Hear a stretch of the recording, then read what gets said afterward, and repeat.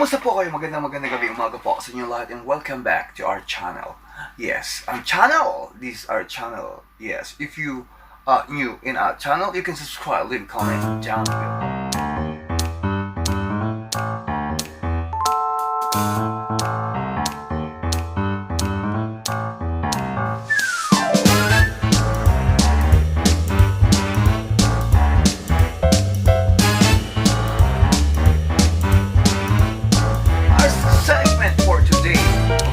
Hindi mawawala ang ating love hotline.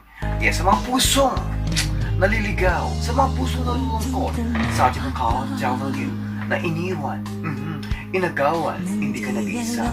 Andito ako. Maraming salamat sa inyong lahat. Thank you so much. And of course, anyong masayo, anyong azumika. Welcome back po sa ating love hotline.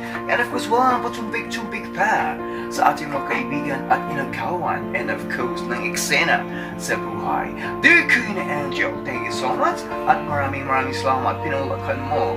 And of course, binasa mo ang aking letter. Dear Queen Angel, I'm here in Korea. Hindi ka nag-iisa na inagawan. Inagawan din ako. Matindi ang pang-agaw sa akin. Lahat-lahat. Yes, I'm here in overseas and of course, I'm working here in Korea, in Busan, as a factory worker. Isa akong EPS. Yes. And it's not easy to stay away from my country. Lumipat ako ng bansa. Dahil financially, ano ba? Hindi ka nag-iisa. Andito rin ako. Yes, Queen Angel. Ang aking kababata. Ako ang kumasos mapunta rito. Yes, my girlfriend. I've been with her almost like 2 years. 3 taon na lang. Dahil pandemic, na-extend ako ng another 1 taon. So, mananatili pa ako ng another 3 taon dito. Or 4 na taon, Queen Angel. May plano kami pakasal. Ngunit ang barkada ko, minsan nilalapitan ko sa mga problema ko. But suddenly, later on, siya pala ang nanalo sa akin. Kay sakit ng Queen Angel. May kapit-shoutout sa mga agaw. Ganun lang. No, I'm only joking. Thank you so much to my friend. Would all like to continue ang inyong sulat. Ano ang gagawin ko? May plano na kami pakasal. But, kung ayaw niya sa akin, kung saan siya masaya, dun siya. Kailangan ko pang ipaglaban ano ang gagawin ko at nagsasama na sila at lumayo sila at nagpalipat ng factory ang aking fiancé or girlfriend. Lubos na gumagalang Mar. Well, Mar. Napalulok ako. Ang sakit naman ng inagawang ka ng kaibigan mo. Paano ba yun? Paano ba sasagutin to? Eh, ganun din ang ginawa sa akin eh. Inagawan din ako. But move on. Don't lose hope. Alright? At hindi ko makikita sa'yo na you're not a loser. Kung saan siya masaya, dun siya. Okay? Huwag ka maginakit ng galit. Inagawan niya. Always remember, behind the clouds, there's a throne. Mercy Baku, padabaw siya. Pasibu ako. And of course, dito ka sa Korea. Andito ako para basahin ang binasa ko na ang iyong sulat. Well. I got a luya. Diba sa panong ito kayo nang nagluya ba? And of course, you put a ginger. And of course, you put ginger in it, and you put like some lemon and drink it with hot water. Well, Mar. Kung nawawalan ka ng pag-asa na hindi na kayo magkakabalikan, just spending your time or don't waste your time to her. Alright? Just all you do is work. Hintayin mo lang sila. Hintayin mo lang siya. Or kung kaya mong maghintay hanggang kailan pa, just all you do is bigyan mo siya ng isang pag-asa. But pag hindi na siya dumating, ayahan mo lang. Just all you do is work and to make money. Huwag mo sayangin. Don't spend time right now. And of course, later on or sooner, we need to go back to our motherland para sa ating family. At makikita mo ang iyong tunay na pagmamahal. As of now, you're here. Don't be sad. Mahirap pag pinagsabay mo ang love life sa trabaho. Pag pinagsabay mo naman ang trabaho at saka sa love life. But pag hindi naman tayo nagtrabaho, how we can make money, and how can we spend money, and how can we send money back home. And I think, huwag ka mawala ng pag-asa, and of course, as of now, just being single is really good, okay? Huwag kang magbigti sa ilalim ng kamatis. Kung gusto mo mag-inom, tawagan mo ako. Alright? Tuturuan kita kung paano magbatsyata at magtsatsa. And of course, inom tayo ng tequila. Mamaya, tabi ka, matulog sa akin. Dahil pag lasing ka, akong bahala sa'yo. I'm only joking. Maraming salamat sa'yo mga kaibigan. And of course, sana napasaya kita. Thank you so much. And of course, our letter sender, we got second letter sender all the way in England, our Britain. Dear Queen Angel, yes, I'm not Briton, I am a Filipino, and of course I was raised and grew up in her. My mom, both they are Filipino. Yes, Queen Angel. My name is Alex. Yes, Alex. Good looking guy, tall, dark and handsome. And I have a few girlfriends before, but I finally later on, I am bullied. Yes, just call me Alexa in the daytime. And you can call me Alexandrita in the nighttime. Yes, I fall in love with a single guy that I love and my best friend. One day, later on, sooner or later, I will fall in love. How can I say to my mom that I tried being a man buddy? Yes, they don't know right now. I don't want to change my personal appearance, Mom. Queen Angel, how can I say that I fall in love with my best friend? Queen Angel, please help me. What can I do to make me happy? What can I do to make you happy ba? Oy, English.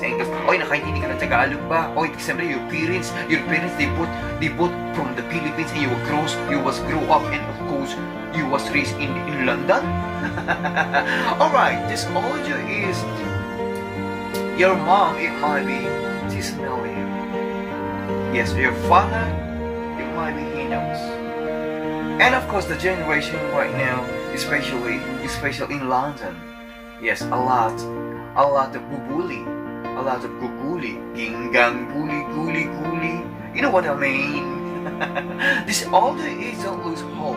Tell your mom that you are a flower, and of course she must be understand.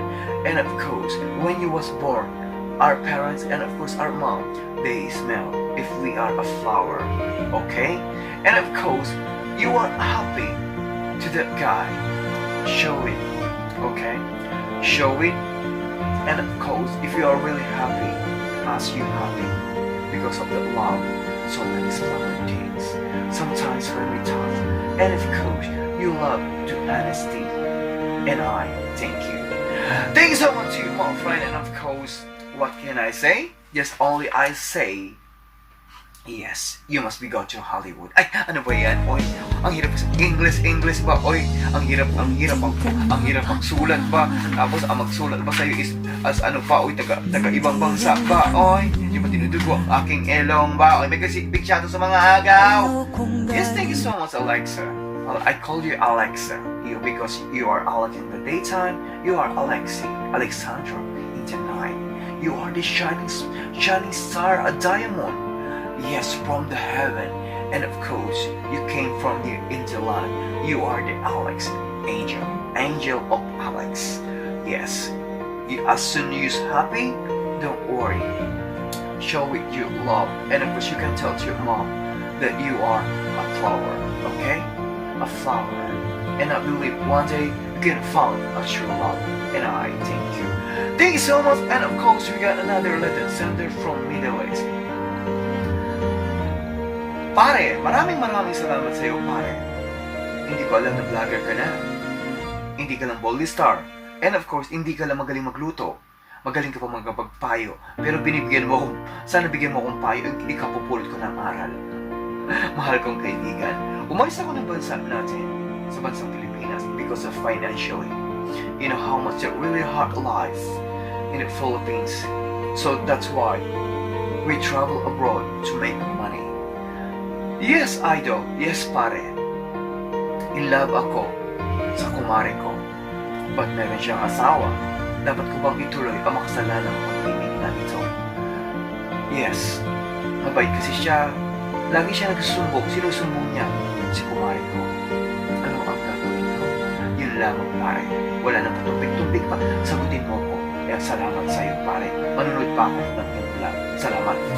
Ano ba yan? Siya nang sumulat, galit pa. Well. Asan ang inumin ko? Hindi naman problema yan. Oy, dong. Pre? Hindi naman problema yan, pre. Nagpunta ka na ibang bansa, pre. Di ba? Natural. Meron kang kumare. Tapos ang kumare mo, inlababo ka pa pala. Tapos kayo pala. No. You can find love not like that. Alright? Please, if you have another chance, if you have another that you fall in love and of course you have been crushed to some other woman, please try not to your kumare. Kumare is a symbolize like a sister. Kumare is a symbolize of more than a friends. Alright? Mas inaanak mo yung anak niya, ikaw nga yung godfather ng kanyang anak.